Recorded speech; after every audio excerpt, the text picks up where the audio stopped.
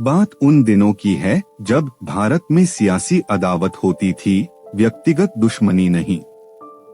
जब राजनेता राजनैतिक मंच पर एक दूसरे की खिलाफत करते थे, लेकिन निजी जीवन पर हमले नहीं करते थे।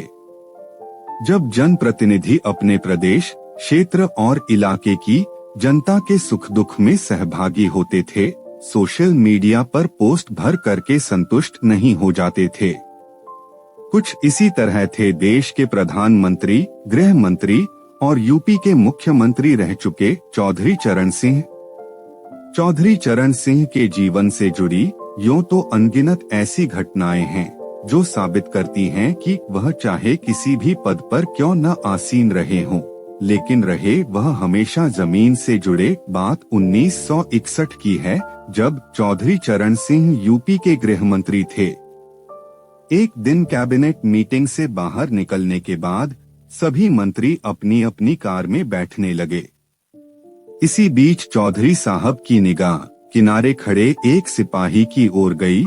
उसके हाथ से खून निकल रहा था। चौधरी चरण सिंह कार में बैठते बैठते रुक गए और उस सिपाही के पास जाकर पूरे मामले की जानकारी ली। उसने बताया कि किसी मंत्री महोदय की कार का दरवाजा बंद करते समय उसकी उंगली दरवाजे में फंस गई थी। चौधरी साहब ने उस सिपाही को अपनी कार में बैठने का आदेश देते हुए ड्राइवर से कहा, इसे जल्दी किसी डॉक्टर के पास ले जाओ। आसपास खड़े लोग बोले कि किसी दूसरी गाड़ी से सिपाही को इलाज के लिए भेजा जा सकता है, तो चौधरी चरण सिंह बोले, मैं किसी और गाड़ी से चला जाऊंगा, लेकिन इसका फौरन डॉक्टर के पास पहुंचना जरूरी है। इस पूरे वाकये का जिक्र उनके सचिव रह चुके तिलक राम शर्मा ने अपनी किताब माई डेज विद चौधरी चरण सिंह में किया है। एक ऐसी ही घटना 1977 की है, जब चौधरी चरण सिंह केंद्रीय गृह मंत्री थे। जब वह मेरठ दौरे पर आए और सर्किट हाउस पहुंचे तो वहां उन्हें किसी ने मकई के भुट्टे खाने को दिए। चौधरी साहब देसी आदमी थे। उन्हें गन्ने, भुट्टे और आम बेहद पसंद थे। इतना ही नहीं, इन्हें खाने का तरीका भी उनका एकदम देसी था। अब जिस समय चौधरी साहब भुट्टे खा रहे थे, उसी समय एक और वरिष्ठ नेता भी उनकी देखा-देखी भुट्टे खाने लगे।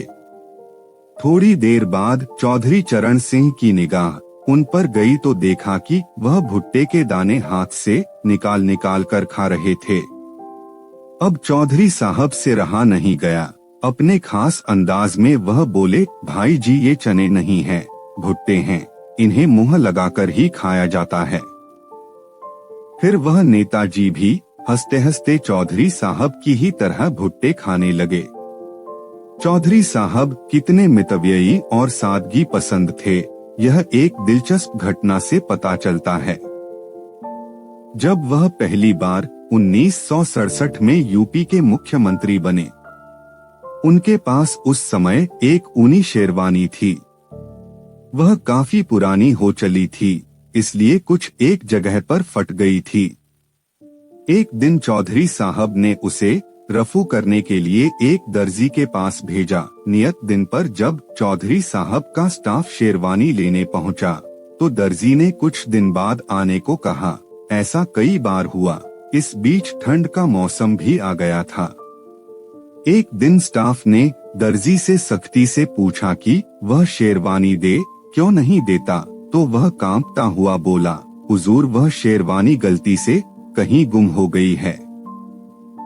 चौधरी चरण सिंह के स्टाफ के सदस्य यह सुनकर घबरा गए। उन्हें पता था कि फिजूल खर्ची और लापरवाही ये दोनों चीजें चौधरी साहब को सख्त नापसंद थीं। लेकिन अब कोई रास्ता ही न बचा था। लिहाजा वे हिम्मत करके चौधरी साहब के पास गए और पूरी बात डरते डरते बताई। चौधरी साहब कुछ देर चुप रहने के बाद बोले, अब कर ही क्या सकते हैं। दर्जी बेचारा गरीब आदमी है, कहां से भरपाई करेगा। चलो इसी बहाने नई शेरवानी बन जाएगी। और इस बार जो शेरवानी बनी उसे चौधरी चरण सिंह ने 1978 तक पहना। यह वाकया एक और कबीर नाम की किताब में चर्चा में आया था। तो दोस्तों, ऐसा राजनेता थे चौधरी चरण सिंह, जो देश के प्रधानमंत्री, गृह मंत्री और उत्तर प्रदेश के मुख्यमंत्री भी रह चुके। ऐसे ही रोचक जानकारी के लिए हमारे चैनल को सब्सक्राइब करें और बने रहिए हमारे साथ। दोस्तों, फिर मिलेंगे ऐसे ही किसी राजनेता के रोचक कहानियों के साथ। तब तक के लिए नंदन विश्वास को दीजिए इजाजत। नमस्कार।